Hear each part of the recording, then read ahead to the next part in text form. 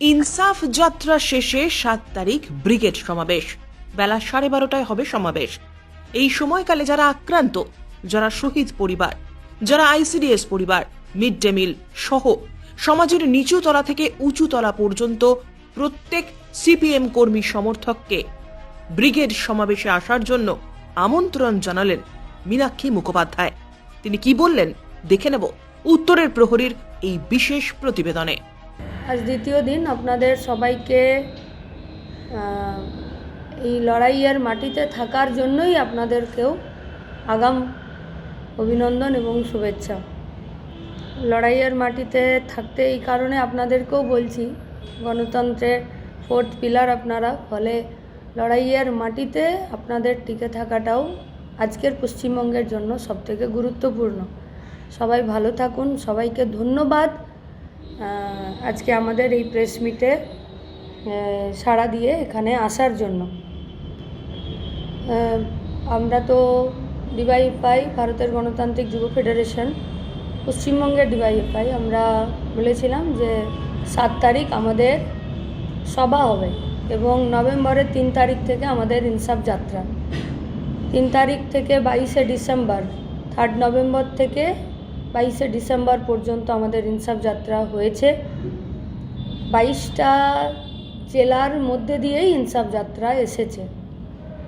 2910 kilometre দূরত্ব অতিক্রম করেছে।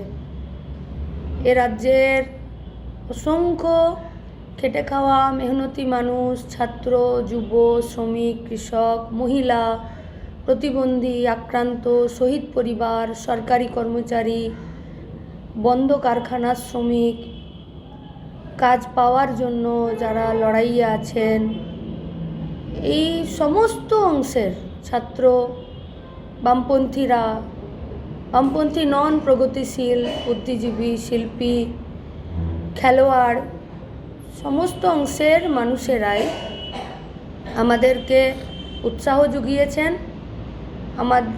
আমরা যে দাবিটা রাজ্য বাঁচানোর, দেশ বাঁচানোর, মানুষ বাঁচানোর জন্যে যে দাবিটা আমরা রেখেছিলাম, সেই দাবিকেও তারা সমর্থন করে আমাদেরকে সাহস দিয়েছেন। এখন 7 তারিখ ব্রিগেডের সমাবেশ, 12:30টায় আমরা সমাবেশের টাইম নির্ধারণ করেছি।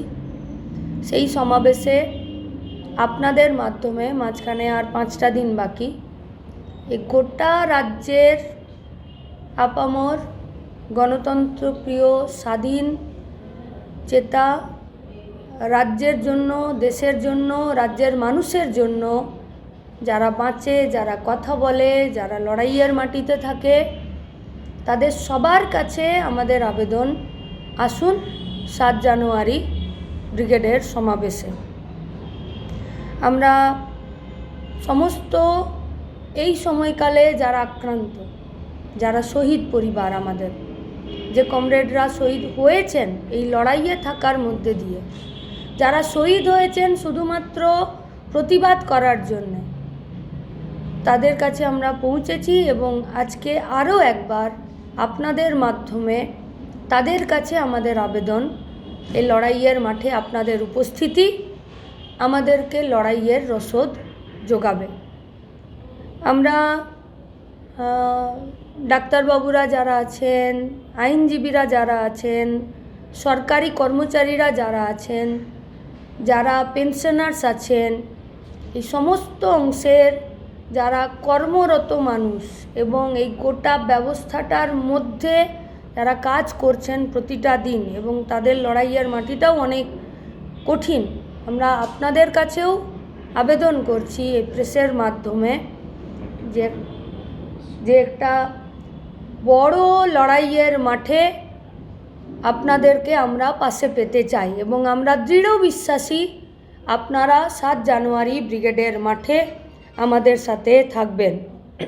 বিভিন্ন প্রকল্প কর্মী যারা আছেন, একদম ICDS, mid day meal, rural হেলথে যারা বিভিন্ন এজেন্সির দ্বারা রিক্রুটেড, বিভিন্ন সংস্থাতে যারা বিভিন্ন এজেন্সির দ্বারা রিক্রুটেড, যারা প্রতিদিন মানুষের সাথে কাজ করার জন্যে উদয়াস্ত পরিশ্রম করছেন। আমরা তাদের স্থায়ী কাজ, তাদের কাজের এই সুরক্ষা নিরাপত্তার জন্যও তাদের দাবিও আমাদের সাথে আছে। আমরা আপনাদের কাছে আবেদন করছি, আপনাদের মাধ্যমে তাদের কাছে আবেদন করছি যে আপনারা আসুন। ছাত্ররা, কৃষক, ক্ষেতমজুর, মহিলা, প্রতিবন্ধী, ইউসিআরসি, শ্রমিক, এই সমস্ত অংশের যারা গোটা পশ্চিমবঙ্গের সাধারণ মানুষেরা আছেন তাদের কাছে আমাদের আবেদন, ব্রিগেডের মাঠে যৌবন ডাক দিয়েছে, কিন্তু যৌবন এই সমস্ত অংশের মানুষদের জন্যে আমরা অপেক্ষা করে থাকব। এই লড়াইটা একটা বড় লড়াই।